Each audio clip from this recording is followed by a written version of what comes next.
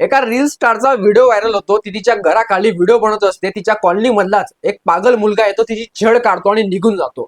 मागे एका ब्लॉगरचा video viral होतो, ज्याच्यामध्ये ती ब्लॉग करत असते. एक लहान मुलगा येतो, तिच्या स्तनांना हात लावतो आणि निघून जातो. जवळपासची लोक म्हणतात की लहान मुलगा आहे, जाऊ द्या. या अशा घटना का होता माहिती का? एखादा मंदबुद्धी मुलगा, एखादा लहान मुलगा अशा पद्धतीने मुलींची छेड काढतो. कारण आहे, आपण आपल्या मुलांच्या हातात मोबाईल देतो आणि कळत न कळत त्यांच्या समोर सोशल मीडियाच्या माध्यमातून सॉफ्ट पॉर्न हे दाखवलं जातं. मागे समय राणाची खूप मोठी कॉन्ट्रोवर्सी चालली. त्यावेळेस दिवस रात्र जी लोक भुकत होती, आता ती लोक ऐजाज खानने सुरू केलेल्या उल्लूवरच्या त्याच्या शो बद्दल एक शब्द बोलत नाही, ज्यामध्ये जी मुलगी सर्वात जास्त कपडे उतरवेल ती विजयी होईल.